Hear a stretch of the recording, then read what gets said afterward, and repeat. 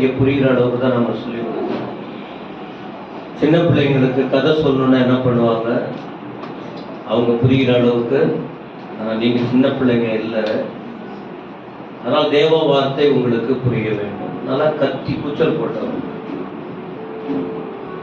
பயங்கரமா கத்துற, இப்பவும் கத்த முடியும் இடத்துக்கு ஏற்றபடி. சரி, நேரடியா விஷயத்துக்கு போகும். இந்த வருஷம் இந்த மாதம் நம்ம கேட்ட வார்த்தை என்னவென்றால், உயிரோடு ஆண்டவர், மரித்தவர் உயிரோடு இருக்கிறார், உங்களோடு இருக்கிறார். உயிருள்ளவர் உங்களோடு இருக்கிறார். யோசுவா 1ஆம் அதிகாரத்தில் நாம படித்தோம். நீங்க யோசுவா 1ஆம் அதிகாரத்தில் தான் பார்க்க போறா, திருப்பி வைத்துக் கொள்ளுங்க. Joshua chapter 1. 3 பகுதியா அந்த அதிகாரத்தை கொஞ்சம் கொஞ்சம் உங்களுக்கு விளக்கி சொல்ல விரும்புறேன். 3 விதத்துல. எப்படி 1:30க்கு தான் முடிக்கணும், ஆனா அப்படியெல்லாம் எடுக்கணுங்கிற அவசியம் இல்லை. முன்னெல்லாம் எடுத்துக்கிட்டு இருப்பார், அப்படி அவசியம் இல்லை. சொல்ல வேண்டிய வார்த்தை காதல கேட்டு உள்ளத்துல ஆண்டவருக்காக வாழ தீர்மானித்தாலே போதுமானது. ஏன்னா இந்த வழியை விட்டு வேற வழி நமக்கு இல்லை. நீங்க ரெஸ்பான்ஸ் பண்றீங்களா பண்ணலையா, நம்ம மண்ணை பேசிட்டு போகணும். இப்ப நீங்க தலைப்பு என்ன கொடுக்குற அப்படின்னு சொன்னா, தேவனும் மனிதனும். தேவனும் மனிதர்களும். தேவர்களும் மனிதர்களும் இல்லை. ஏன்னா நம்முடைய தேவன் தேவர்கள் இல்லை, ஒரே ஒரு தேவன். ஆனா மனுஷன் இல்ல, மனிதர்கள். இதான் தலைப்பு. சரி, முதல்ல தேவன். தேவன் என்ன சொல்றார்? தேவன் ஊழியக்காரர்கிட்ட பேசுறார், யோசுவா கிட்ட பேசுறார். தேவன் எல்லாருக்கும் பேசுறது உண்மைதான். அதுல குறிப்பா யாரு பொறுப்பா நியமிக்கப்பட்டிருக்காங்க, யார் கடவுளுடைய வேலையை செய்வாங்க, யாருக்கு முக்கியமான பொறுப்பு கொடுக்கப்பட்டிருக்கு, அவர்களோடு ஆண்டவர் பேசுவார். ஏன் தெரியுமா? இவங்க தான் அவங்கள வழி நடத்தி போகணும். அதனால்தான் ஒரு முறை ஆரோனும் மீதியாமும் மோசே கிட்ட ஏன் ஆண்டவர் உங்ககிட்ட தான் பேசுவாரா, எங்க கிட்ட பேச மாட்டார், அப்படி எல்லாம் வாக்குவாதம் பண்ணாங்க, பம்ப தேடிக்கிட்டாங்க. எல்லாருக்கிட்டையும் ஆண்டவர் இப்ப நான் பேசுறது உங்களோட ஆண்டவர் பேசுறாரு. ஆனா உங்களை விட நம்ம கிட்ட ஸ்பெஷலா பேசுவாரு. ஏன் நம்ம கிட்ட பேசினாதான் உங்களுக்கு அந்த வார்த்தையை சொல்ல இந்த மனநிலை நமக்கு இருக்கணும். ஏன்னா சிலர் கிளறுவாங்க, எனக்கும் தெரியும் உனக்கும் தெரியும். மாட்டிக்காதீங்க, பம்புல மாட்டிக்காதீங்க. வேதத்தை அறிந்தால் நீங்க தடுமாற மாட்டீங்க, தெளிவா இருப்பீங்க. சரி, யோசுவா யாருங்கிறது போன வாரத்தில் நான் சுட்டிக்காட்டி இருப்பேன். யோசுவாவை குறித்த காரியம் கொஞ்சம் தான் சொன்னா, நான் முழுமையா நான் பேசல ஆராதனை. ஆனா வசனம் என்ன? மோசேயோடு இருந்ததை போல உன்னோடும் இருப்பேன். இது யோசுவா 1 அதிகாரம் 5ஆம் வசனத்துல. இப்ப முதல் விஷயம் என்ன? ஆண்டவர் அந்த ஊழியக்காரர்கிட்ட சொல்றாரு, உன்னோடு இருப்பேன். இப்ப அன்னைக்கு பொறுப்புள்ள அந்த யோசுவா கிட்ட சொல்றாரு, மோசே கிட்ட இருந்தது போல உன்னோட இருப்பேன்னு.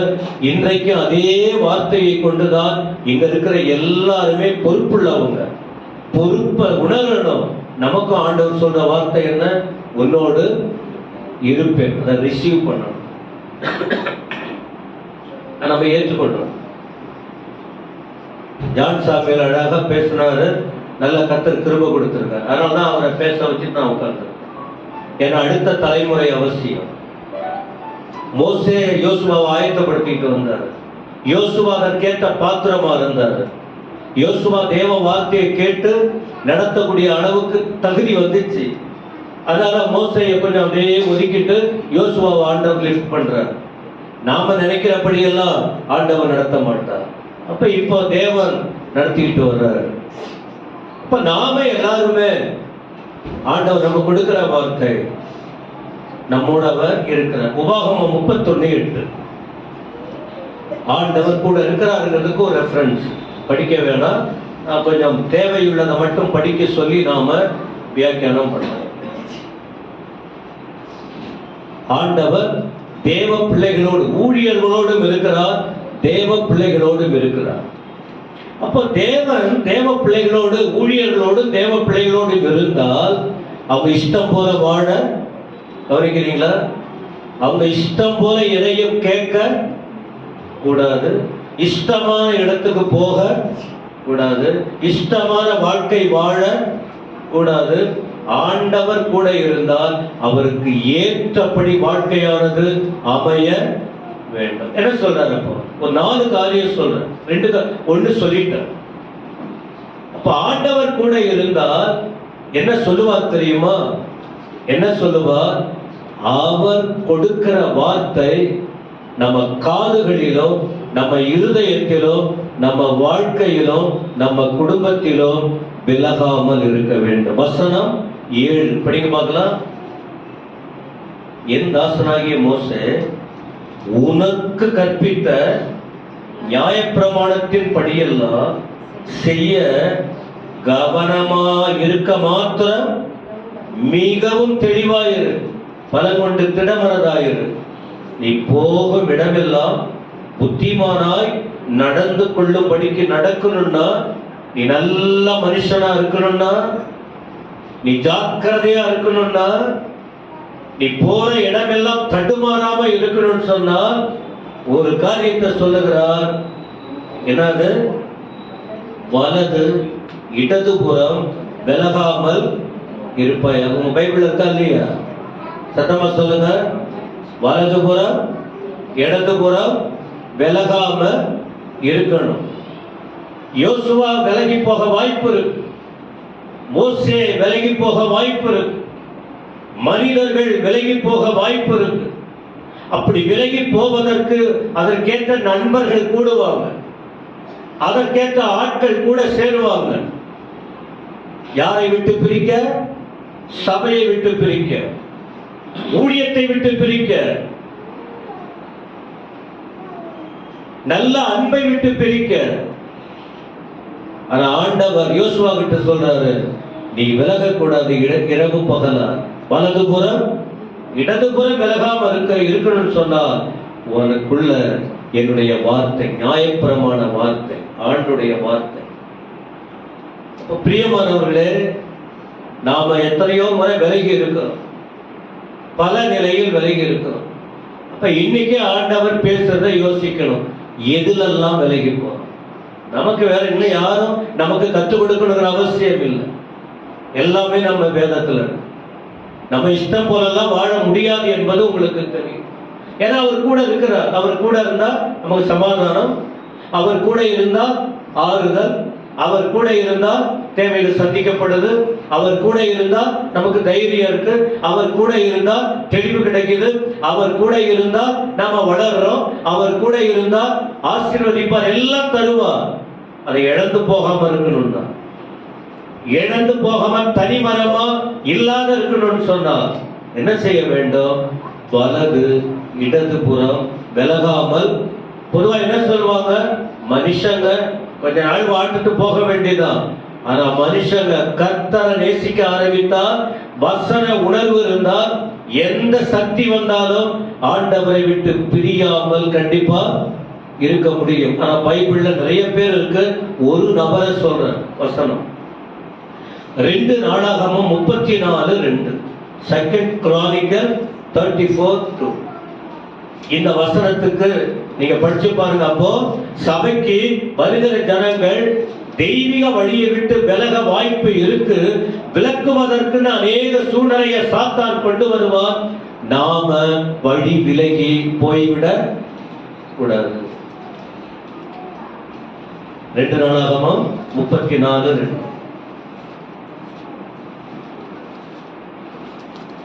அவன் கர்த்தருடைய பார்வைக்கு செம்மையானதை செய்து தன் தகப்பனாகிய தாவீதின் வழிகளில் வலது இடதுபுறமாக விலகாமல் நடந்தான். அவன் கெடுத்துட்டான், இவன் ஏமாத்திட்டான். நல்ல தெய்வத்தோடு இருந்தா, தெய்வத்தோடு இருக்கிறவங்களே தப்பா நடத்த வாய்ப்பு இருக்கு. ஆனா இவனுக்கு ஒரு தேவனோடு தேவன் இவன் கூட இருந்ததுனால சாட்சி சொல்றது யார் தெரியுமா? யோசியா. 34 படிக்கிறோம். அவன் கர்த்தருடைய பார்வைக்கு செம்மையானதை செய்து தன் தகப்பனாகிய தாவீதின் வழிகளில் வலது இடதுபுறமாக விலகாமல் நடந்தான். இந்த சாட்சி தான் எனக்கும் உங்களுக்கும் வேணும். அப்ப வலது இடதுபுறம் விலகாம இருந்தானா என்ன அர்த்தம்? தப்பான வழிக்கு அவன் போகல, தப்பு செய்யல. இன்னும் சொல்ல போனா பாவத்துக்கு விலகி வாழ்ந்திருக்கிறான். உங்களுக்கு நான் என்ன சொல்றேன், இதுக்கு முன்னாடி எப்படியோ இந்த செய்திக்கு பிறகு இந்த வசனத்தின்படிதான் எல்லாரும் வாழ எங்களுக்கு ஒன்றும் தெரியலன்னு யாரும் சொல்ல முடியாது. அப்ப தேவன் கொடுக்கிற வார்த்தை என்ன? இடதுபுறம் வலதுபுறம். சொல்லுங்க. உன் நண்பர்கள் யாரா கூட இருக்கலாம், நீ வேலை செய்யற உங்க குடும்பம் எதுவா கூட இருக்கலாம். ஆண்டுடைய வார்த்தை அல்லது அவர் சொல்லுவது என்ன? வலதுபுறம் இடதுபுறம் விலகாமல் இருக்கணும். அப்போ கர்த்தருக்காக வாழ வேண்டும். சத்தமாக சொல்லுங்க. இதாங்க சத்தியம். இதுக்குதான் கடவுள் நம்மோட பேசுறார். மூன்றாவது இதே யோசுவா 1:8 என்ன தெரியுமா சொல்லியிருக்கு? இந்த நியாயப்பிரமாண வார்த்தை உன் இருதயத்தை விட்டு பிரியக்கூடாது. அந்த வார்த்தை எப்பொழுது நீ தியானம் பண்ணிட்டு இருக்க. ஒரு மனுஷங்க எதுக்கு அடிமையா இருக்காங்களோ ராத்திரி பகல் அதிலேயே தான் சிந்தனை இருக்கும். நல்லதா இருந்தா நல்லதை பத்தியே யோசிப்பாங்க, நல்லதை பத்தியே பேசுவாங்க. கெட்டது வந்துட்டா மைண்டெல்லாம் அதிலேயே தான் போகும், கெட்டது. அப்ப இந்த யோசுவாவுக்கு சொல்றாரு, நீ வலது இடதுபுறம் சாயாம இருக்கணும்னா இந்த நியாயப்பிரமாண வார்த்தை ஒரு இருதயத்தை விட்டு படிக்கிறேன் பாருங்க. வசனம் 8. இந்த நியாயப்பிரமாண புஸ்தகம் உன் வாயை விட்டு பிரியாதிருப்பதாக, இதில் எழுதி இருக்கிறவைகளின் படி எல்லாம் நீ செய்ய கவனமா இருக்கும்படி. அங்க சொல்லுது வலது இடதுபுறம் விலகக்கூடாதுன்னு. இங்க சொல்றாரு இரவும் பகலும் அதை தியானித்துக் கொண்டிருப்பாயாக, அப்பொழுது நீ உன் வழியை வாக்கியப்படுவாய், அப்பொழுது புத்திமானாயும். கவனிக்கிறீங்களா? வெறும் வாக்கு தத்தம் வாக்கு தத்தம் வாக்கு தத்தம் அவசியம்தான். வாக்கு தத்தத்தோட சேர்ந்து வாழக்கூடிய வழிமுறை இருக்கிறது. அதனால்தான் பல முறை சொல்றேன், நீ இப்படி நடந்தால்தான் உன் வாழ்க்கையில அடுத்த கட்ட நகர்வு, அடுத்த ஆசீர்வாதம். கர்த்தர் சொல்றபடி நாம நடக்கலன்னு சொன்னா கைப்பிடி வருவது போல இருக்கும். ஒரு நாள் வரும், பொத்தலான பையில எல்லாமே போயிடும். இதை செய். அதான் நம்ம சொன்னீங்க, ஆராதனைக்கு வரலன்னு சொன்னா தப்பு பண்றோம்னு அர்த்தம். இப்படிதான் ஒவ்வொரு காரியத்தை சொல்லி கொடுக்கிறோம். மற்றதுக்கு கொடுக்கிற முக்கியத்துவம் இதுக்கு கொடுக்க மாட்டோம். ஆனா இங்க என்ன சொல்றாரு? அப்ப ஆண்டவர் சொல்றது என்ன? யோசுவாவுக்கு வேத வார்த்தைக்குள்ள உங்கள் வாழ்க்கை மூழ்கி இருக்க. சத்தமா சொல்லுங்க, வேத வார்த்தை. அப்ப சர்ச்சுக்கு வர்றவங்க எதுல மூழ்கி இருக்கணும்? கர்த்தருடைய வார்த்தை. கர்த்தருடைய வார்த்தையில நம்முடைய இருதயம், நம்முடைய ஆத்துமா, நம்முடைய வாழ்க்கை இருக்கணும்னா என்ன செய்யணும்? பைபிள் ஒருத்தவங்களுக்கு ஒரு பைபிள் இருக்கணும். டெய்லி படிக்கணும். அந்த டெய்லி படிக்கிறதுக்கு தான் உங்களுக்கு சொல்லிக் கொடுக்குறோம். பழைய ஏற்பாட்டில் எதை படிக்கணும், புதிய ஏற்பாட்டில் எதை படிக்கணும், மனப்பாட வசனம் பண்ணணும். வருஷத்துல ஒரு முறை பைபிள் படிச்சிருக்கலாம். அதான் சொல்லிக் கொடுக்குறோம். அப்ப இதை நீங்க ஃபாலோ பண்ணலன்னா உலகம் உங்களுக்குள்ள வந்துடும். தேவ வார்த்தை உங்களுக்குள்ள தப்பு பண்ணிடுவோம். தப்பு பண்ணிட்டா என்ன ஆயிடும்? தேவனுக்கு விரோதமா மாறிடுவோம். தேவனுக்கு விரோதமா மாறினா என்ன ஆகும்? மனசாட்சி குத்தம், நிம்மதி இல்லை. எனக்கு நிம்மதியே இல்லை. வீட்டில் உள்ளவங்ககிட்ட புறம்போகும். காரணம் ஆண்டுடைய வார்த்தை. தேவ வார்த்தைக்கு முக்கியத்துவம். படிக்க எழுத தெரியாதவர்கள் காதுல கேட்டு படிக்க வாய்ப்பு இருக்கு, கேட்டுக்க வாய்ப்பு இருக்கு. படிக்க உங்களை கடவுள் படிக்க எழுத கற்றுக் கொடுத்தது எதுக்கு தெரியுமா? ஆண்டுடைய வார்த்தையை படித்து அதை உள்ளத்துல வச்சுக்கிட்டு சந்தோஷமா வாழ்வதற்கு. சொல்லுங்க ஆமென். ஈஸியா தானே இருக்கு நீங்க கேட்க, புரியுற அளவுக்கு இருக்கா இல்லையா? இதை நீங்க ஃபாலோ பண்ணணும், அவ்வளவுதான். நான் ஃபாலோ பண்ணணும், நான் அதை செய்யறேன். அதனாலதான் எல்லாரையும் நேசிக்கிறேன். நான் யாரையும் ஒதுக்க மாட்டேன், யாரையும் விரோதிக்க மாட்டேன். ஏன்னா வேதம் உள்ளத்துல இருந்தா யாரையும் விரோதிக்க முடியாது, விரோதியா பார்க்கவும் முடியாது. ஃப்ரெண்ட்ஸுங்க இருக்கலாம் ஒருத்தவங்க, யாரையும் நம்ம விரோதிக்க முடியாது. பைபிள் அதை சொல்ல, தன்னை போல் பிறனையும் எல்லாரையும் நேசிக்கணும். உங்க ஆவிக்குரிய வாழ்க்கைக்கு இடங்கள் இருந்தா விலகிடணும். உன்னை குடிக்க வேணான்னு கூப்பிடுறான், விலகிடணும். அதுக்காக நண்பர் கூப்பிடுறான்னு அவங்க கூட சுத்திக்கிட்டு இருக்க, ஓம் பேரு கெட்டுடும், நீ குடிகாரன்னு பேர் வச்சிருவாங்க. உதாரணத்துக்கு ஒரு வார்த்தை சொன்ன, தப்பான வழிக்கு போனா அவங்க பேர் அதுல வந்துடும், அவங்கள போல நீயும் சொல்லிடுவாங்க. உங்க ஆத்துமாவை காத்துக்கணும். ஏன் தெரியுமா? 119 சங்கீதம் வசனம் 11, Psalms 119:11 என்ன சொல்லியிருக்கு? வாலிபர் தன் வழியை எதினால் சுத்தம் பண்ணுவார். அது 9ஆம் வசனம். அடுத்த 11ஆம் வசனம் பாருங்க. படிக்க சொன்னா அப்படின்னு படிச்சுட்டு உட்கார்ந்துருக்கீங்க. நான் உமக்கு விரோதமாய் பாவம் செய்யாதபடி. இந்த வார்த்தையை கவனிங்களா? எல்லாரும் கவனிங்களா? நான் உனக்கு விரோதமா பாவம் செய்ய வாய்ப்பு இருக்கு. பாவம் செய்யாதபடிக்கு என்னவா? உம்முடைய வாக்கை, அவருடைய வார்த்தைய எங்க வச்சிருக்காரு? இருதயத்துல வைத்து இங்க இருக்கணும். அறிவில் அல்ல, இந்த நாலேஜ் அது இல்ல. ஆண்டுடைய வார்த்தை உங்ககிட்ட நான் பேசுறேன்னா ஆண்டுடைய வார்த்தை எங்க இருக்கு? எனக்கு அறிவில் இருக்க, அங்க இருக்கா? நான் பைபிள் இல்லாமலே பேச முடியும், தேவ கிருபையினா. ஆனா ஜனங்களுக்கு வசனத்தை விளக்கி கொடுக்கணும், கூட்டிட்டு காட்டணும், அப்படி எல்லாம் இருக்குங்க.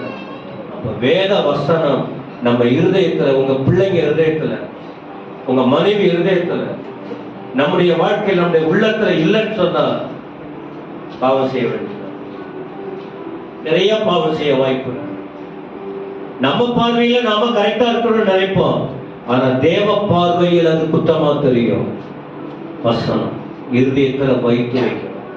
இருதயத்துல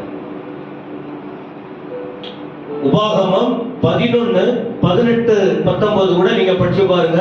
இதற்கு ஏற்ற வார்த்தையா இருக்கும். Deuteronomy 11, 18, 19. இதே போல இதற்கு இணையான வார்த்தையா எங்கெங்க இருக்கணும்? உன் கழுத்துல இருக்கணும், உன் இருதயத்துல இருக்கணும், உங்க வார்த்தையில இருக்கணும். உங்க கழுத்துல போடுறது அதை மாட்டிக்கிட்டு இருக்கிறது இல்ல. அப்புறம் என் சப்ஜெக்ட் அது இல்ல, போயிடு எங்கேயாவது. அதெல்லாம் சொன்னா ஜாலியா இருப்பீங்க, சிரிப்பீங்க, ஆனா நேரம் போயிடுங்க. சும்மா மேடையில நின்றுட்டு எல்லாத்தையும் பேச நான் விரும்பல. நேரடி அடிதான் என்னது. அதான் ஐயா சொல்லுவாரு, நெத்தி அடின்னு. ஆனா இப்ப அவருக்கே தெரியும், முந்தி நான் பேசுற விதத்துக்கும் இப்ப கர்த்தர் கொடுக்கிற வார்த்தைக்கு வித்தியாசம் ஜனங்களுக்கு தெரியும். நேரடியா கர்த்தருடைய வார்த்தை தான். விட்டு ஒண்ணு துண்டு ரெண்டு. என்னது? ஆண்டவருக்காக நம்ம வாழணும், வேற வழி இல்ல, வாழ்ந்துதான் ஆகணும். அந்த வாழ்க்கைக்கு தான் கர்த்தர் வார்த்தைகளை கொடுக்கிறார். உபாகமம் 11, 18, 19. அப்போ இத கவனிங்க. வலதுபுறம் இடதுபுறம் விலக கூடாது. வீட்டுல போயிட்டு நீங்க திரும்ப படிக்கணும், திரும்ப யோசிக்கணும். ரெண்டாவது, தேவ வார்த்தையில மூழ்கணும். எவ்வளவு சந்தோஷம் இருக்கு தெரியுமா? எவ்வளவு சந்தோஷம் இருக்கு தெரியுமா? வசனம் படிக்க படிக்க படிக்க, காலையில மதியம் ராத்திரி வசனங்களை கேட்க கேட்க. நான் ஏன் அப்படின்னு சொல்றேன்னா, அவ்வளவு ஒரு ஆசை. இந்த ஆசையினால தப்பு கொட்டுறேன். இந்த வசனத்தை டேஸ்ட் பண்றது. சத்தமாக செய்யுங்களா, செய்ய மாட்டீங்களா? அப்பதான் கர்த்தர் கூட இருப்பா, அப்பதான் கர்த்தர் கூட இருப்பா. மூணாவது 9ஆம் வசனம், யோசுவா 1:9. நான் உனக்கு கட்டளை இடவில்லையா? பலங்கொண்டு திடமனதாயிரு, திகையாதே, கலங்காதே. நீ போகும் இடமெல்லாம் உன் தேவனாகிய கர்த்தர் உன்னோட இருக்கிறார் என்ற கர்த்தரை சொல்றாருங்க. நீ பயப்பட வேணாம், நீ கலங்க வேணாம். ஆண்டவர் சொல்றாரு, நீ எங்க போற சரி, நீ போகும் இடமெல்லாம் நான் உன்னோட இருப்பேன்டா. யோசுவா எங்க போவாரு? பார்க்கு போய் உட்கார்ந்து இருப்பாரு சொல்லுங்க. இல்ல மோசமான இடத்துல போய் உட்கார்ந்து இருப்பாரு அவரு? கர்த்தரால் நடத்தப்படுகிற ஒரு மனுஷன், கர்த்தரோடு இருக்கிற மனுஷன், வேதத்தில் மூழ்கிற மனுஷன், தேவனோடு இருக்கிற மனுஷன் தப்பான இடத்துக்கு போய் உட்காருவாரா? சத்தமா சொல்லுங்க. அப்ப கர்த்தர் கூட இருக்க மாட்டார். இப்ப யோசுவா எங்க இருக்கணும் என்னங்கிறது அவருக்கு தெரியும். தேவனோடு இருந்து வசனங்களை கேட்டு கேட்டு நாம வளரும் போது எங்க உட்காரணும், எங்க நிக்கணும், எங்க போகணுங்கிற தெளிவு நமக்கு கிடைத்து விடும்.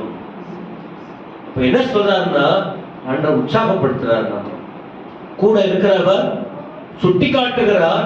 அதே நேரத்துல நீ எனக்காக வாழ்ந்தீன்னா நீ ஒன்னும் தனி ஆள் இல்ல, நான் உன் கூடவே இருந்து நான் நடத்துவேன்.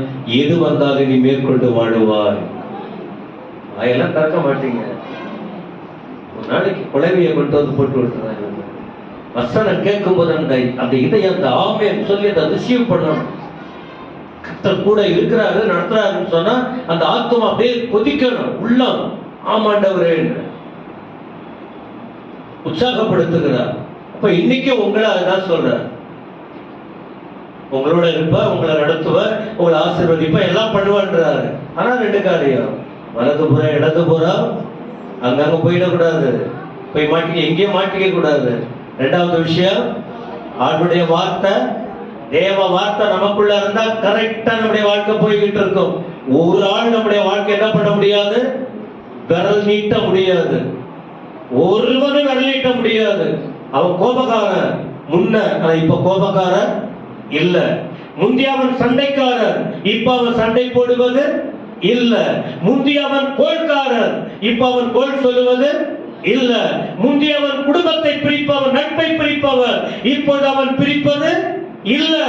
ஏன்? அவன் தேவனோடு இருக்கிறான், தேவனுக்காக இருக்கிறான். தேவ வார்த்தை அவனுக்குள்ளே இருக்கிறது. அந்த வார்த்தை தெளிவாய் அவனை நடத்தி கொண்டிருக்கிறது. கொஞ்சம் பைபிள் இருக்கிறவங்க அப்படியே வச்சுங்க, மற்றவங்க பைபிள் கை தட்டி கத்த நன்றி சொல்லுங்க. கை தட்டு கொஞ்சம் கண்ணு இழுத்துட்டு போக, கண்ணு இழுத்துட்டு போறவங்க இன்னும் ஜோரா தட்டணும். இது என்னது? தேவன் தேவ ஊழியருக்கு, ஒரு தனி மனுஷனுக்கு ஆண்டவர் சொன்னார். தேவன் யோசுவாவுக்கு, பொறுப்புள்ள மனிதனுக்கு. அப்ப இங்க இருக்கிறவங்க பொறுப்புள்ளவங்க தான். எல்லாருமே பொறுப்பை உணர்ந்து ஆண்டவர்களோடு இருந்து உற்சாகப்படுத்தி நடத்த வேண்டுமானால் குறிப்பா சொல்ற ரெண்டு அழுத்தமான காரியம் என்ன? உங்க நட்பு கரெக்டா இருக்கட்டும். சிலர் சொல்லுவாங்க, நான் லெஃப்ட் அண்ட் ரைட் தான். என்ன லெஃப்ட் அண்ட் ரைட்? இடது பக்கம் நல்லதா இருந்தா போ, வலது பக்கம் நல்லதா இருந்தா போ, ஆனா தப்பா இருந்தா விலகிடு. ரெண்டாவது என்ன? கர்த்தருடைய, ஏன் திரும்ப திரும்ப சொல்ற? உங்க இதயத்துல சத்தமா சொல்ற பிரைஸ், சத்தமா என்னது? இருதயத்துல என்ன இருக்கணும்? இருதயத்துல என்ன இருக்கணும்? இல்ல இல்ல சொல், கண்டிப்பா சொல்ல விட மாட்டேன். நல்லா கவனிக்க. என்ன இருக்கணும்? அதுதான் கேட்கிறேன். அப்படியே பயந்துட்டு இருந்தா தெரியுது. இப்ப எல்லாத்தையும் கேட்க போறேன், ரூபாவை கேட்க போறேன். நான் நேற்று பைபிள் படிக்க வச்சு அந்த கிளாஸ்ல போறேன். ஓகே. ரெண்டாவது விஷயம், யோசுவாவும் அதிபதிகளும். ஃபர்ஸ்ட் என்ன? யோசுவாவும். ஃபர்ஸ்ட் என்ன? தேவனும் தேவ மனுஷன் யோசுவா. அப்ப அவங்களுக்குரிய ஸ்டேட்மெண்ட் பார்த்தாரு. என்ன பண்ணணும், என்ன செஞ்சா ஆண்டவர் கூட இருப்பாருங்கிறத நீங்க திரும்ப வீட்டுல படிங்க, அப்பதான் அப்படியே பதியும். ரெண்டாவது விஷயம், யோசுவாவும் அதிபதிகள். அதிபதிகள்னா என்ன தெரியுமா? ஒரு ஊழியக்காரருக்கு அடுத்த உடன் ஊழியர்கள் இருக்காங்க, இருக்கணும். சரி, அதிபதிகள் என்னது? 100க்கு அதிபதிகள், 1000 பேருக்கு அதிபதிகள். அப்ப 100 பேருக்கு இவர் லீடர், 1000 பேருக்கு இவர் லீடர். அவங்களுக்கு சொல்றார் என்ன செய்யணும். அப்ப வெறும் யோசுவாவே பண்ணக்கூடாது, வெறும் பாஸ்டரே முடிய பிச்சுக்கிட்டு உட்கார்ந்துக்க கூடாது. நமக்கு என்ன, நமக்கு ஒண்ணும் தெரியல, எனக்கு ஒண்ணும் தெரியல, எங்களுக்கு ஒண்ணும் தெரியல. நீ எங்க போறீங்க? அப்ப யாரோட உங்க தொடர்பு இருக்கு? சபைனா ஒரு பாஸ்டர்னா உங்க தொடர்பு யார்? அந்த லிங்க் யாரோட இருக்கணும்? போன் பண்ணி கேட்கணும். ஜபக்குழு நடத்துறவங்க, ஊழியத்தை செய்யறவங்க, ஐயா அப்படி நாங்க போறோம், நாங்க இப்படி யோசிக்கிறோம், நீங்க ஏதாவது சொல்ல எனக்கு ஆலோசனை இருக்கா, நாம இன்னும் ஏதாவது செய்யணுமா? தொடர்பே வச்சுக்கலையே. இப்ப யாருக்கு பொறுப்பு கொடுக்கிறது? அதனாலதான் பொம்பளைங்களுக்கு பொறுப்பு கொடுக்கிறோம். விளக்குச்சா இப்போ? ஆனா இங்க யாருக்கு சொல்றாரு? அதிபதிகளுக்கு. அதிபதிகளுக்கு. சரி, என்ன சொல்றாரு? ஒரு காரியம் தான், நிறைய விஷயம் இருக்கு. படிக்கிற பாருங்க, வசனம் 10 பைபிள பாருங்க. யோசுவா 1 வசனம் 10. அப்பொழுது யோசுவா ஜனங்களின் அதிபதிகளை நோக்கி. ஏன் இப்ப தைரியமா அடுத்த லீடருக்கு, அடுத்த கட்ட லீடர்களுக்கு பொறுப்பு கொடுக்கப்படுகிறது? மோசே கிட்ட இருந்த பொறுப்பு யோசுவா கிட்ட வந்தது. யோசுவா கிட்ட இருந்த பொறுப்பு கொஞ்சம் இப்ப யார்கிட்ட பகிர்ந்தெடுக்கப்படுகிறது? சொல்லுங்க. அதான் லிங்க் இருக்கணும். அந்த ஊழிய எல்லையை பிரிக்கும் போது அடுத்த வட்டத்துல மற்றவங்களோட சுத்திக்கிட்டு இருக்க கூடாது. நாம இப்ப சண்டே ஸ்கூல்னா அந்த அந்த ரிங் அதுல வந்துகிட்டே இருக்கணும். அப்ப விஷயங்கள் சொல்லுவோம். ஜபக்குழுனா அதற்கேற்ற காரியங்களை சொல்லுவோம். உடன் ஊழியர்கள் பாஸ்டர் அடுத்த கட்ட ஊழியர்களா மாறணும்னா இந்த தொடர்புகள் முக்கியம். ஏன்னா யோசுவா வேற யாருக்கிட்டையும் சொல்ல, கூட இவரால் அடுத்த கட்ட நிலையில் நடத்தி வருகிறவர்கள் கூட இப்ப டிடிஐ படிக்கிறாங்கன்னா அவங்களுக்கு நாம பொறுப்பு கொடுக்கணும். அடுத்த இன்னொரு நடத்தணும்னு யோசிக்கிறோம். சரி, என்ன சொல்ற? நிறைய நான் சொல்லல, இந்த வார்த்தையை மட்டும் படிக்கிறேன். 11. நீங்கள் பாளையத்தை உருவ நடந்து போய் ஜனங்களை பார்த்து உங்களுக்கு போஜன பதார்த்தங்களை ஆயத்தம் பண்ணுங்கள். உங்கள் தேவனாகிய கர்த்தர் உங்களுக்கு சுதந்தரிக்க கொடுக்கும் தேசத்தை நீங்கள் சுதந்தரித்துக் கொள்ளும்படிக்கு இன்னும் 3 நாளைக்குள்ள இந்த யோர்தானை கடந்து போவீர்கள் என்று சொல்லுங்க. சொல்லிட்டா போயிட முடியுமா? சொல்லணும். சொல்வதை கேட்டு செய்யணும். நிறைய வார்த்தை இருக்கு, நான் அதற்குள்ள இருக்க விரும்பல. கானான் தேசத்துக்கு போக போறீங்க. அதற்கு போவதற்குரிய ஆயத்தம் உங்களுக்கு தேவை. விளங்குச்சா? ஆண்டவர் வாக்கு கொடுத்த இடத்துக்கு நீங்க போறீங்க. அங்க போகணும்னா நீங்கள் ஆயத்தப்பட வேண்டும் என்று போயிட்டு சொல்லுங்க. அதிபதிகள் போயிட்டு சொல்லணும். இப்ப யோசுவா அதிபதிகளை நோக்கி சொல்றாரு, போய் சொல்லுங்க, ஆயத்தப்பட வேண்டும். கவனிக்கிறீங்களா? நாமெல்லாம் எங்க போறோம்? இப்போ உங்களுக்கு போய் எல்லாம் சொல்ல போறது, நான் சர்ச்சுக்கு வந்தானா நாம சொல்ற சிலத வாய்ஸ் மெசேஜ் கொடுக்கிறோம், உங்க காதுகள்ல கேட்கறது. சிலருக்கு ஒருத்தவங்களுக்கு சொல்லி நாம ஏன் சொல்ல வைக்கிறோம்னா இத போறதா. இந்த சிஸ்டர் கொஞ்சம் சொல்லிடுங்க, எல்லாருக்கும் பிரதர் கொஞ்சம் எல்லாருக்கும் சொல்லிடுங்க. எதுக்கு? பொறுப்பு. இப்ப யோசுவா சொல்றாரு, சீக்கிரம் 3 நாளைக்குள்ள நாம ஒரு தடையை மேற்கொண்டு போகிறோம். ஆகையினால் போயிட்டு ஜனங்களுக்கு எல்லாம் சொல்லுங்க. கஷ்டம்தான். நீங்க மட்டும் முக்கியமா ஒரு இடத்துல நின்றுகிட்டு நாங்க மட்டும் எங்களுக்கு சம்பளமா கொடுக்குறீங்க. அதுக்குதான் கர்த்தர் உங்களுக்கு வேலை கொடுத்திருக்காரு, உங்களுக்கு ரட்சிப்பு கொடுத்திருக்காரு, உங்களை தேவ பிள்ளையா அமைச்சிருக்கிறாரு. ஒருவருக்கொருவர் கர்த்தருடைய ஊழியத்தை நாம செய்யணும். ஆயத்தப்படுதல். பிரியமானவர்களே, பரலோகம் போகணும்னா நம்ம என்ன செய்யணும்? ஆயத்தப்பட, சொல்வதை கேட்டு ஆயத்தப்படணும். ஏன்னா அங்க 3 நாள் குறிப்பிடுறாரு. நம்ம ஆண்டவர் சீக்கிரம் வரப்போறாரு. அவர் வருகைக்கு நாம எப்பொழுதும் என்ன செய்ய வேண்டும்? சத்தமா சொன்னாதான் வார்த்தை வரும். என்ன செய்யணும்? ஆயத்தப்படணும். அப்ப அந்த ஆயத்தத்துக்குரிய வழியை கேட்கிறோம், ஆயத்தத்துக்குரிய வழியை படிக்கிறோம், ஃபாலோ பண்ணணும். ஒரு பையன்கிட்ட ஒரு கல்யாணம் பண்ற பையன் கிட்ட மாப்பிள்ளை கிட்ட ஒரு பெண் அந்த பரட்டை போல தலையெல்லாம் வச்சு விட்டுக்கிட்டு அப்படியே ஒரு கிழிஞ்ச துணி போட்டுக்கிட்டு அழைச்சிக்கிட்டு போயிட்டு திடீர்னு கொண்டு போய் அங்க நிக்க வச்சு அந்த பையன் ஒத்துவானா? சொல்லுங்க. இந்த நாள்ல நிச்சயதார்த்தம், இன்னைக்கு கல்யாணம், இன்னும் வீட்டுக்கு மாப்பிள்ளை வரான்னு சொன்னாலே இது ஜோடிக்க ஆரம்பிச்சிருப்ப. என்ன சொல்ற? ஆயத்தம் தேவை. ஒவ்வொரு நாளும் நாம நம்முடைய ஆவி ஆத்மா சரீரத்தை ஆண்டவரை பார்ப்பதற்கு தங்களை என்ன செய்யணும்? இது அவங்க இவங்க நாம யோசிக்க, நம்மை நாம ஆயத்தப்படுத்திக் கொள்ள வேண்டும். ஏன்னா ஏற்கனவே உங்களுக்காக ஒரு ஸ்தலத்தை ஆயத்தம் பண்ண போயிருக்கிறேன்னு சொன்னவர் சீக்கிரம் வரப்போகிறார். ஆகவே நாம கூட ஒவ்வொரு நாளும் மணவாளனை பார்க்க ஆயத்தப்பட வேண்டும். சத்தமாக சொல்லுங்க. அட்லீஸ்ட் கொஞ்சமாவது புரியுதா புரியலையா? பாஸ்டர் நீங்க சொல்றது எல்லாம் புரியுதா? குழந்தைங்களா? அட்லீஸ்ட் கொஞ்சமாவது புரிஞ்சா அவள் வருகைக்கு ஆயத்தப்பட முடியும். ரெண்டாவது 13ஆம் வசனம், யோசுவா 1:13 என்ன சொல்றாரு? கர்த்தருடைய தாசனாகிய மோசே உங்களுக்கு கற்பித்த வார்த்தையை நினைத்துக் கொள்ளுங்கள். என்ன சொல்றாருன்னா, மறந்துடாதீங்க, நல்லதையும் மறந்துடாதீங்க. ஆண்டுடைய வார்த்தையை நீங்க ஊழியக்காரவங்க பல முறை உங்களுக்கு சொன்ன வார்த்தையை நான் மறந்துட்டேன், ஐயோ நான் மறந்துட்டேன், மறக்காதீங்கன்ற நினைவு கூறுங்கள். யார் சொன்ன வார்த்தை? மோசே சொன்ன வார்த்தை. யார் மூலமா வருது?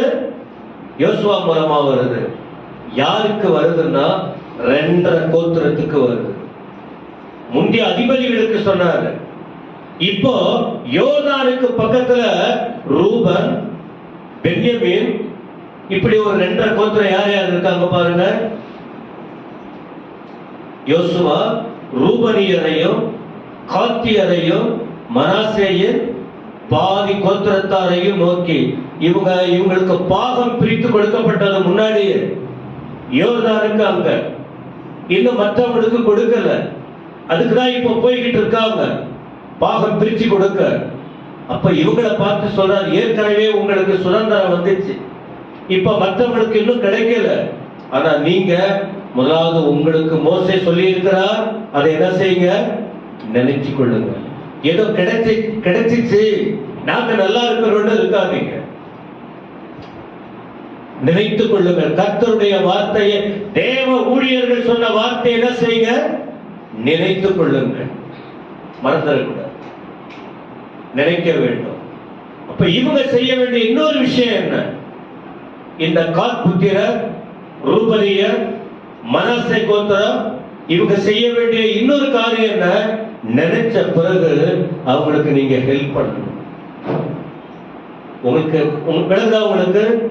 எல்லா வசதியும் இருக்கும் போது வசதி இல்லாதவர்களுக்கு என்ன செய்யணும்?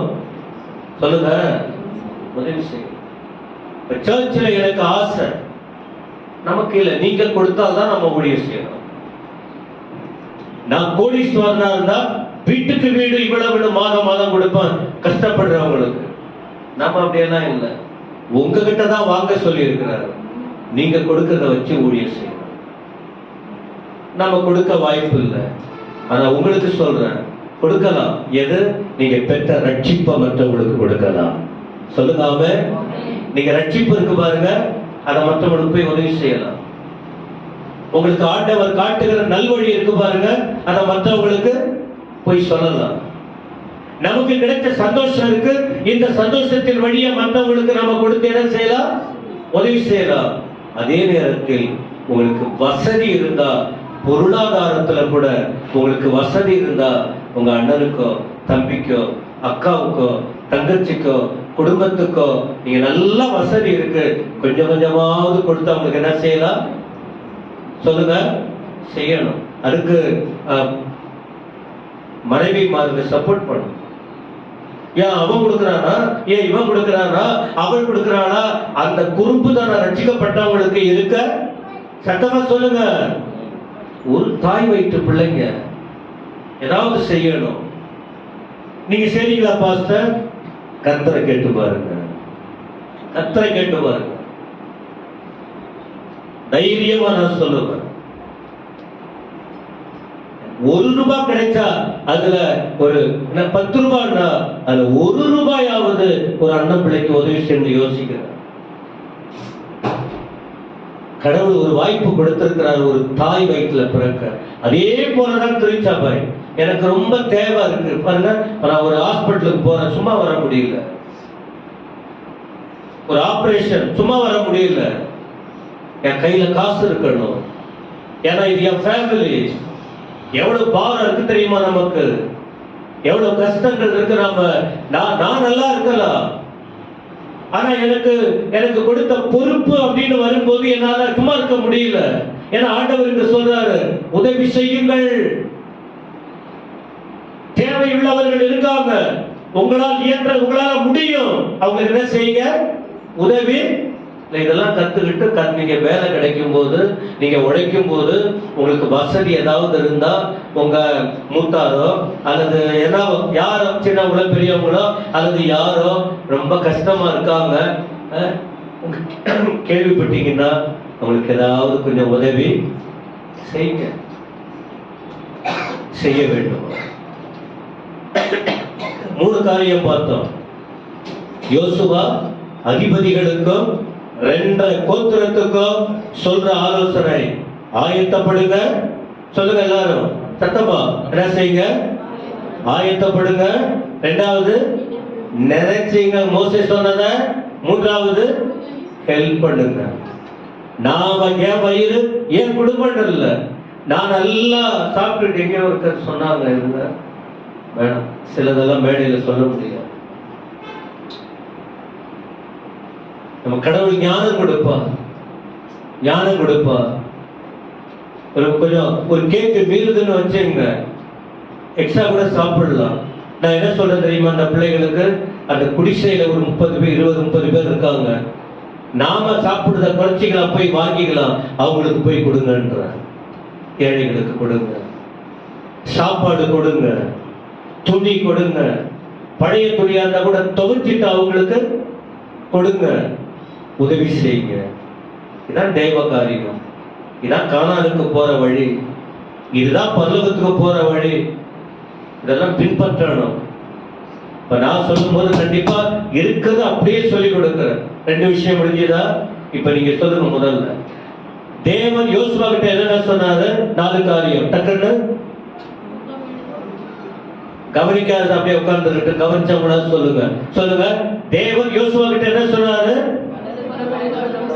முதல்ல உங்களோட நான் உன்னோட இருக்கிறேன். அவர் இருந்தால் கூட இருக்கிறவங்க என்ன செய்யணும்? வலது புறம் போய்கிட்டே இருக்க உங்க இஷ்டத்துக்கு. 2வது சொல்லுங்க, கேட்கிற வார்த்தை காதுல ஒரு காதுல கேட்டு விட்டுட்டு காத்துல பறக்க விட்டுடணும். போங்க, சாத்தா வந்து ஈஸியா அடிச்சுட்டு போயிடுவோம். 3வது அப்படி இருந்தால் ஆண்டவர் என்ன பண்றாரு? உற்சாகப்படுத்துறாரு. 2வது யோசுவா மற்றவங்களுக்கு சொல்ற விஷயம் முதல்ல என்ன? அப்ப நீங்க இல்லையா? உங்களை போய் நம்ம என்ன பண்றது? மொழி தெரியாத இடத்துல நான் போய் பேசினா கூட டக்குன்னு அவங்க மொழியில பேசுறாங்க. போன ஞாயிற்றுக்கிழமை எக்ஸாம் எழுத வந்தாங்க. நான் சிலதெல்லாம் பேசிக்கிட்டு இருந்தேன், எல்லாம் வாய் மூடிக்கிட்டு இருந்தது. ஒரு அம்மா அங்க ஃபர்ஸ்ட்ல அங்க உட்கார்ந்து இருந்தாங்க. நான் அந்த டேபர் டாக்டர் போய் பார்த்துட்டு வந்தேன்னு சொன்னேன். 5 காரியம் சொன்னேன். அந்த 5 காரியத்தை சொல்லும் போது அவங்க கரெக்டா ஃபர்ஸ்ட் சொன்ன பதில் சொன்னாங்களா இல்லையா? அப்புறம் நீங்க எப்படி? முதல்ல என்ன? பரலோகம். கானானுக்கு போகணும்னா என்ன பண்ணணும்?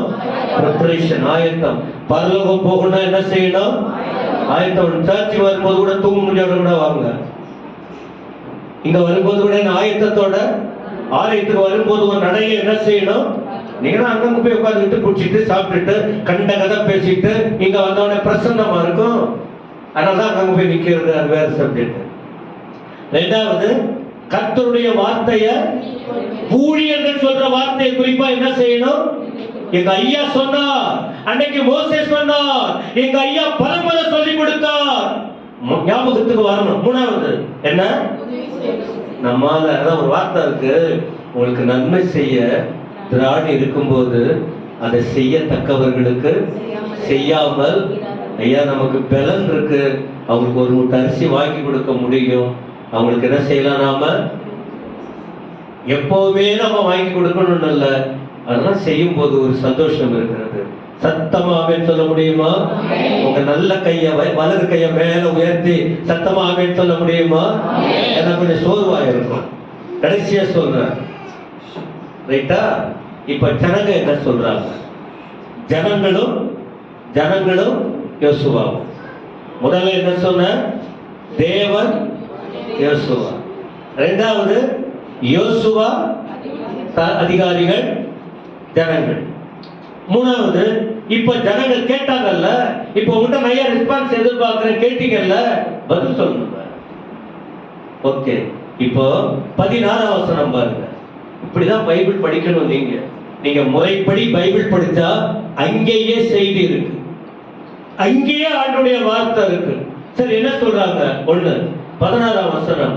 அப்போது அவர்கள் யோசுவாவுக்கு பதில் கொடுக்கணும்.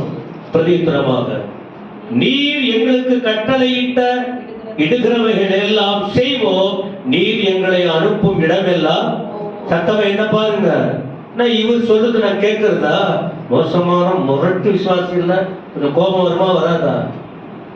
ஏன் அவன் இல்லையா, ஏன் இவன் இல்லையா? நீங்களே புரிஞ்சுங்க. சொன்னா கேட்கணுங்க. பைபிள் அதான் சொல்லுது. இது கொஞ்சம் ரொம்ப அழுத்தமா எனக்கு கஷ்டம் இருக்கு. சொன்னா கேட்கணும். தேவனோடு இப்ப தேவ வார்த்தை கேட்ட பிறகு அவங்களுடைய ரெஸ்பான்ஸ் என்ன? கண்டிப்பா நீங்க சொல்றத செய்வோம், ஒற்றுமையா செய்வோம். அப்புறம் நீங்க எங்க அனுப்பினாலும் நீங்க போய் படிங்க. கர்த்தர் உங்க கண்களை திறக்கட்டும். இந்த முரட்டம், இப்ப இதை போல வசனங்களை கேட்டா முரட்டுத்தனங்கள் இருக்க நான் முடியாது. அவன் என்ன, அவன் போட்டோம், அவன் செய்யணும், அவன் செய்யட்டும், ஏன் நாங்க மட்டுமா? எவ்வளவு மோசமான வளர்ச்சி பாருங்க. ஒரு நல்ல சபையில வார்த்தைகளை சொல்லும் போது இந்த பக்குவம் வேணும். தேவ பிள்ளைகள் என்ன சொல்றாங்க? நாங்கள் செய்கிறோம், நீங்கள் சொல்லுவதை நாங்கள் எங்க அனுப்பினாலும் போறோம். அப்போ உங்க வீடுகள் அப்படி ஏதாவது இருந்தா நீங்க போய் சொல்லணும், கர்த்தர் பேசினார்ல, ஏப்பா அப்படி பண்றீங்க. இரண்டாவது 17ஆம் வசனம். நாங்கள் மோசேக்கு செவி கொடுத்தது போல உமக்கும் தலைவரையும் மறக்கல, அடுத்த ஊழியரையும். அவங்க சொல்லுங்க, எங்களுக்கு மோசே மட்டும் போதும், எங்களுக்கு யோசுவா நீ தேவையில்ல. தெய்வ ஒழுங்கு ஒரு மோசே, நெக்ஸ்ட் யாரு? சத்தமா யோசுவா. இதான் கர்த்தருடைய ஜனங்கள். கர்த்தருடைய ஜனங்கள் அப்படி இருக்கணும். நீ மோசேக்கு பாஸ்டருக்கு உண்மையா இருந்தா, அடுத்து சபையில நாம நடத்துகிற ஊழியர்களுக்கு நீங்கள் என்னவா இருக்கணும்? உண்மையா. இதான் தெய்வ ஒழுங்கு. இதான் தெய்வ ஒழுங்கு, வேத ஒழுங்கு. அதுதான். அதற்காக நீங்க ஜெபிக்கணும், அதற்காக ஆயத்தப்படணும். மூன்றாவது அவங்க விருப்பம், இந்த ஜனங்களின் விருப்பம். இவங்க தெளிவு பாருங்க, அந்த ஜனங்களின் விருப்பம் 17ஆம் வசனத்துல. ஆனா உங்களுடைய தேவனாகிய கர்த்தர் மாத்திரம் மோசேயோடு இருந்தது போல உம்மோடு என்ன விரும்புறாங்க? ஐயா கூட ஆண்டவர் இருக்கிறது போல அடுத்த உடன் ஊழியர்கள் கூட, எல்லா ஆண்களும் பெண்களும் எல்லாரும் கூடவும் கர்த்தர் விலகிடக்கூடாது, இவங்களும் விலகிடக்கூடாது. தேவன் விலகிற அளவுக்கு அடுத்த கட்டத்தில் இருக்கிறவர்கள் கர்த்தரை விட்டு விலகக்கூடாது. அவங்க விருப்பம் பாருங்க. ஏன்னா மோசே கூட யார் இருந்தது? ஆண்டவர் இருந்து கிரியை செய்தா. அதே போல உம்மோடு இருந்தால் எங்களுக்கு நல்லா இருக்கும். என்ன ஆசை பாருங்க, என்ன ஆசை பாருங்க. ஜெபிச்சிட்டு வசனத்தை படிங்க, பரிசுத்த ஆவியானவர்கள் கண்களை திறப்பார். கடைசியா 18ஆம் வசனம். நீர் எங்களுக்கு கட்டளையிடும் சகல காரியத்திலும் உங்களுடைய சொல்லை கேளாமல் உங்களுடைய வாக்குக்கு முரட்டாட்டம் பண்ணுகிற எவனும் அவரை கொண்டு போட்டுருவோம். என்னத்துக்கு சபையில இருந்துகிட்டு ஆனா நாம பட்டயத்தை எடுக்க முடியாது. சபையில நிறைய பேர் கிறுக்கு பண்றாங்களே, அவனை வெட்டியா போட்ட முடியும். சொல்லுங்க. இங்க சொல்ற போல கொலை செஞ்சிட முடியும், அந்த உபதேசம் நம்மளுக்கு இல்லை. ஆனா அன்னைக்கு அவங்க என்ன சொல்றாங்கன்னா தீர்மானிக்கிறாங்க. ரெண்டாவது யோசுவாவை உற்சாகப்படுத்துறாங்க. என்ன தீர்மானிக்கிறாங்க? ஐயா, கர்த்தர் உங்களோட இருக்கட்டும். ஒருவேளை நீங்க சொல்ற வார்த்தையை கேட்காம அவன் இஷ்டத்துக்கு போறான்னா அவன் நம்ம சபையில இருக்கிறத விட அவனை கொண்டு போட்டுருவோம். ஆனா நாம் அப்படி செய்ய முடியாது. அவனும் ரட்சிக்கப்பட்டு சபைக்கு வரணும், அவனும் மனமாற வேண்டும். எல்லாரும் கர்த்தருடைய பிள்ளைகள். அல்லேலூயா. ஒரு ஆத்மாவுக்கு நம்ம இடங்களா இருக்க கூடாது. நம்ம நிறைய வார்த்தையை கொட்டி பிரிக்கிறோம். 5 பேர் இருக்காங்க, அடுத்து 4 பேர் தான் இருக்காங்க, 3 பேர் 2 பேர் போயிடுறாங்க. யார் தெரியுமா? இவங்க வாய். இவங்க கிட்ட இருக்கும்போது சிலர் பேசுறாங்க, அப்புறம் அங்க போனோட இந்த வார்த்தையை கொட்டுறாங்க. இந்த வார்த்தை தான் அழிக்கிறது. தயவு செய்து புரிஞ்சுங்க, தெய்வீகமா இருங்க, ஒருவரும் கெட்டு போக வேண்டாம். ஏன்னா இவங்க அத்தனை பேர் யாரு? கானானை நோக்கி போறவங்க. சபைக்கு வரவங்க அத்தனை பேர் எங்க போகணும்? சத்தமா பரலோகத்துக்கு போகணும். சாத்தான் குடிச்சுக்கிட்டு இருக்கிறான். மோசேயை விட்டு ஜனங்களை பிரிக்க, யோசுவாவை விட்டு ஜனங்களை பிரிக்க, சபையை விட்டு ஜனங்களை பிரிக்க அவன் கொள்ளையா ஆக்கிட்டு போக கூடாது. கல்வாரி சிலுவையில் ஆண்டவர் நமக்காக கொடுத்த ஜீவன் சாதாரணமானதல்ல. அதை நினைச்சு ஆண்டவரே, என் பிள்ளைங்க, என் சபை பிள்ளைங்க, இந்த ஆண் பிள்ளைங்க, இந்த பெண் பிள்ளைங்க முரட்டுத்தனமா இருக்காங்க, அவங்க குணங்களை மாத்துங்க ஆண்டவரே. அன்னைக்கு வெட்டி போட்டுன்னு சொல்றாரு, நாங்க அப்படி பண்ண முடியாது. இப்ப ஏதாவது சொன்னா என்ன செய்வாங்க தெரியுமா? விலகிடுவாங்க, அவ்வளவுதான். ஆத்மா கெட்டணும். அதை யாரையும் நாம விட்டுவிட கூடாது என்பதில் கவனமா இருக்கணும். ஒரு ஆத்மா விலையேறப்பட்டது. எவ்வளவு கஷ்டப்பட்டிருக்கோம் தெரியுமா ஜனங்களை கொண்டு வர?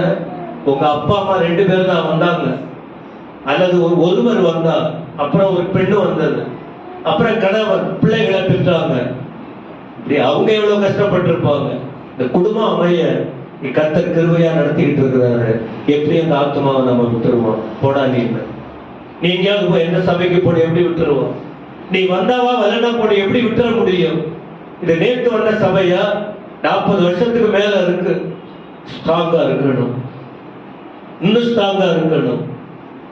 ஆனா உற்சாகப்படுத்துறாங்க. என்ன தெரியுமா? பலம் கொண்டு திடமனதா. அப்படின்னா என்ன அர்த்தம்? நாங்கள் உங்களோட இருக்கிறோம். அல்லேலூயா. நாங்க உங்களோட இருக்கிறோம். யோசுவா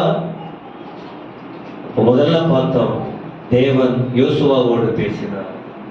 ஆண்டவர் சத்தம் கேட்ட யோசுவா தங்கள் கூட இருக்கிற உடன் ஊழியர்களுக்கு சொன்னார்.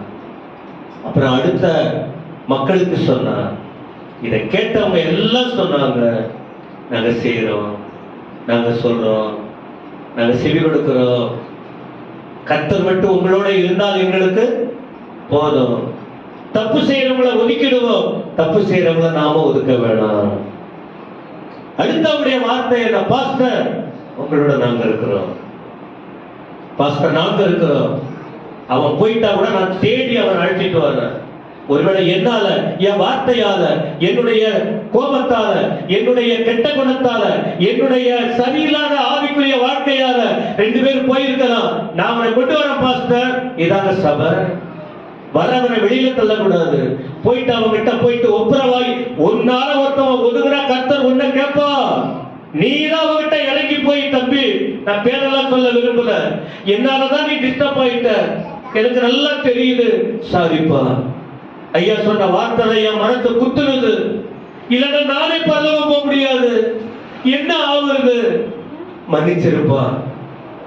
ஏதோ நாமெல்லாம் ஒரு குடும்பம் தானே, தப்பா இருக்கும், எல்லாத்தையும் மறப்போம், மன்னிப்போம், எல்லாம் ஒன்னா சேருவோம், எல்லாம் சேர்ந்து செய்வோம், எல்லாம் சேர்ந்து எங்க போகணுமா நாம எல்லாம் சேர்ந்து போவோம்.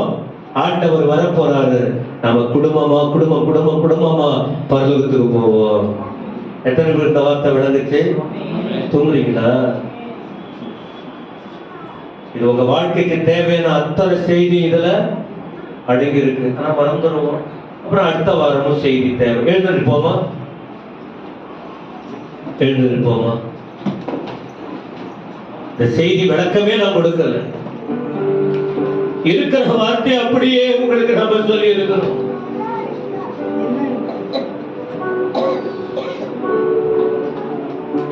உகந்த காணிக்கையா ஒப்பு கொடுத்தேனையா, உகந்த காணிக்கையா ஒப்பு கொடுத்தேனையா, சுகந்த வாசனையா உகந்த மகிழுமையா, சுகந்த வாசனையா உகந்த மகிழுமையா, வேண்டாத பலவீனங்கள் ஆண்டவா முன் வைக்கின்றேன், வேண்டாத பலவீனங்கள் ஆண்டவா முன் வைக்கின்றேன், மீண்டும் தலை தூக்காமல் பாடு படியட்டுமே,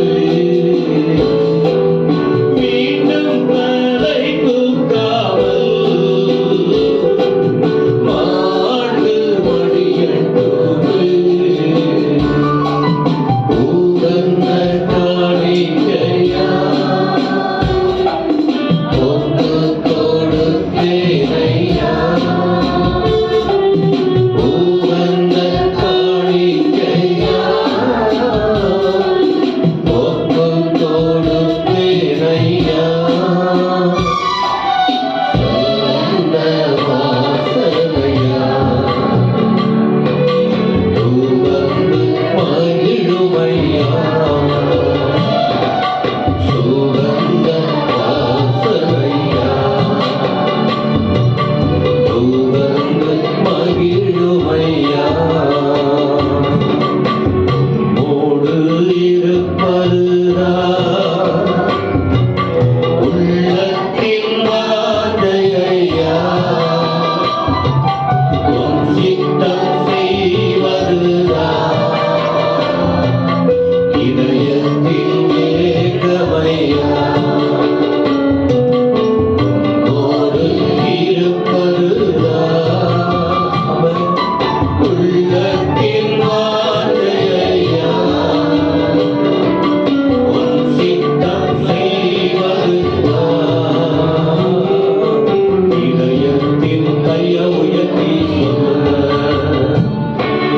இயேசையா உம்மைத்தானே என் முன்னே நிறுத்தி உள்ளேன், இயேசையா உம்மைத்தானே என் முன்னே நிறுத்தி உள்ளேன்,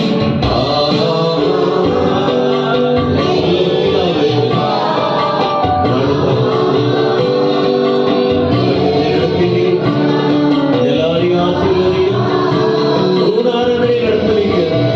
உமக்கு மகிமை ஆண்டவரே, இது வராத ஜனங்களை இரவு கொண்டு வாரும், எல்லாரையும் ஆசீர்வதியும், வசனத்தின்படி வாழ பிறந்தார்கள் இயேசுவின் நாமத்தில் பிதாவே.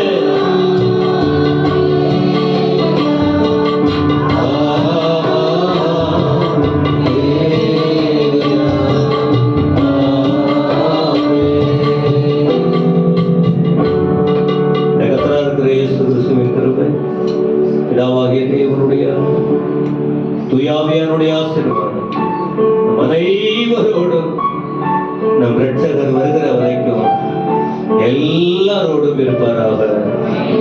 என் ஆத்துமாவே முழு உள்ளமே அவர் செய்த சகலம். ஒரு நிமிஷம் அப்படியே உட்காருங்களேன். அப்படியே உட்கார்ந்துட்டீங்கன்னா ஈஸியாக ஆயிடும். எனக்கு ஒரு சகோதரி சொன்னாங்க கேக் வாங்கி கொடுக்குறேன்னு. எதுக்கு கேக்கு அப்படின்னு சொன்னா கொடுங்க. ஆண்டுடைய கிருபையினால எனக்கு